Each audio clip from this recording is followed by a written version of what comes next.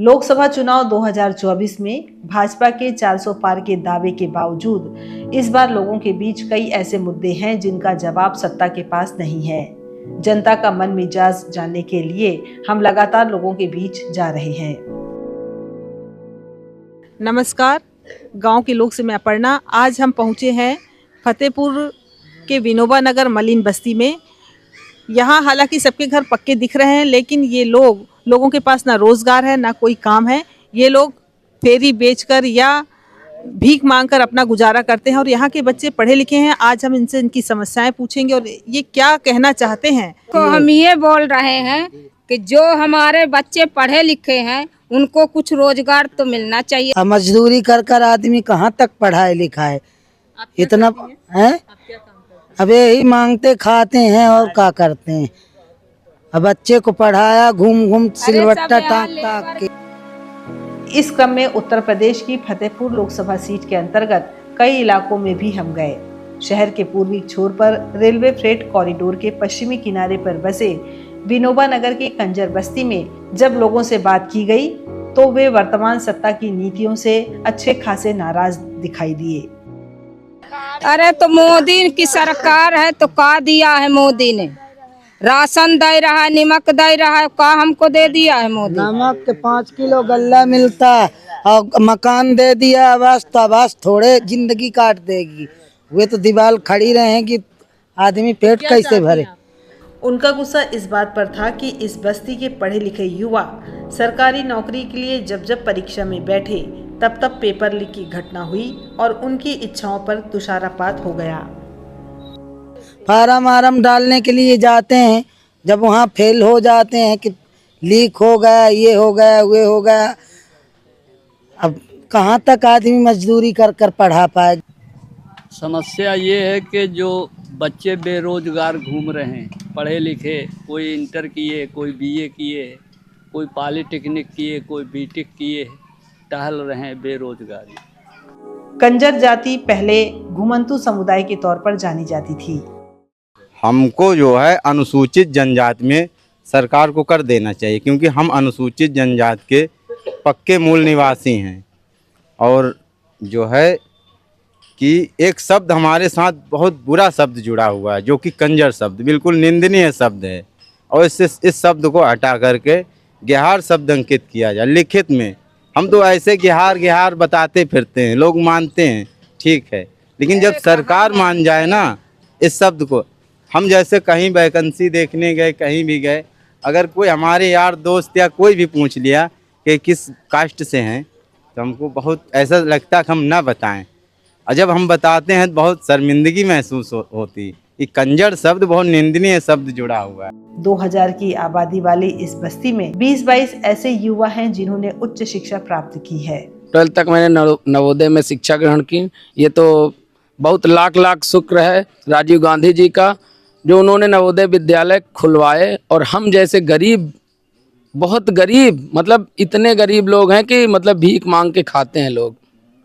और उस जगह से मैं निकल के उनकी ये सोच की बदौलत नवोदय विद्यालय में मैं 12 तक पढ़ा हूँ।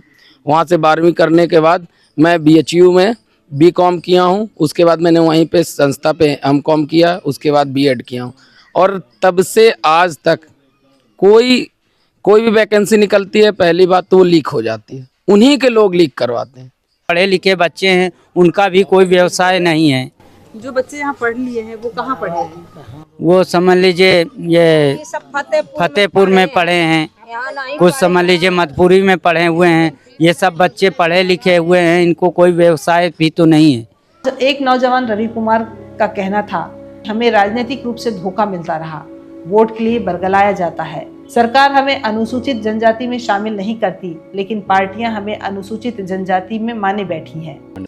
हमारी समस्या, सबसे बड़ी समस्या कि अनुसूचित जनजाति में हमें सरकार तो नहीं मानती है, लेकिन पार्टियां हमें माने बैठे हैं कि अनुसूचित जनजाति में। और कि जब से ये जनजाति में पहले हो जाना चाहिए, लेकिन बहुत सी सरकारें आई गई, सभी सरकारें हमारी समाज से खिलवाड़ कर रही। कहीं ईंटा गारा है, कभी कभी समझ लो फेरी चले जाते हैं। तो जैसा कोई काम मिल गया तो ऐसा करते हैं। धंधा रोजगार नहीं है यहाँ पे, ना कोई समझ लो कि बाढ़ होने का वो है, ना खेती है ना किसानी है। इस बस्ती के सामाजिक कार्यकर्ता बीरन का कहना है, कॉलोनी से हमारा विकास होने वाला नहीं है। हमको रोजगार चाहिए, लोगों को शिक्षा चाहिए। जब हमको शिक्षा मिल जाएगी तो हम रोजगार भी हासिल कर सकते हैं। यहाँ स्कूल नहीं है, ना ही बच्चों को किसी योजना का कोई लाभ मिल रहा है।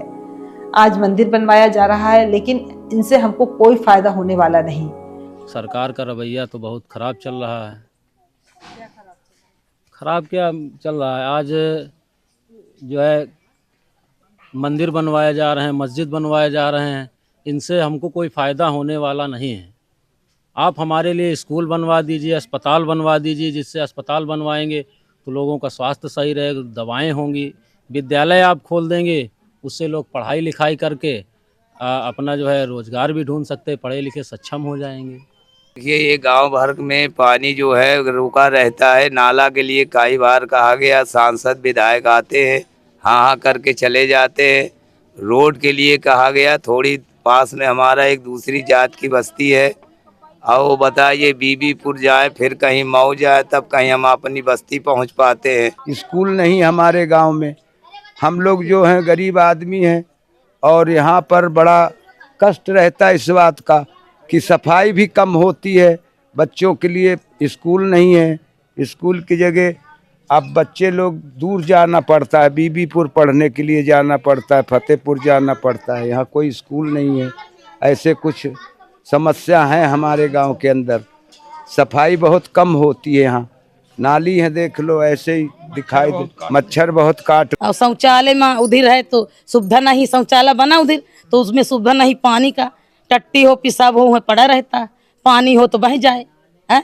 और इधर निकास नहीं, न तालाब है, न बड़ा साला है, न एक डांगडरी का अस्पताल है, कुछ नहीं हमारे गांव में। इतना बड़ा गांव, दौड़ते हैं बच्चों, कोई रास्ते में टक्कर आ गया, कोई किसी का पैर टूट गया, बच्चे तो गिर जाते, कोई साइकिल का टक्कर, कोई गाड़ी का टक्कर मार देते, इतनी दूर जाते हैं। यहाँ पर नहीं है कोई आवास, तो बच्चों को फिर पट्टी हट्टी कराते हैं, क्या करें, मजबूरी है।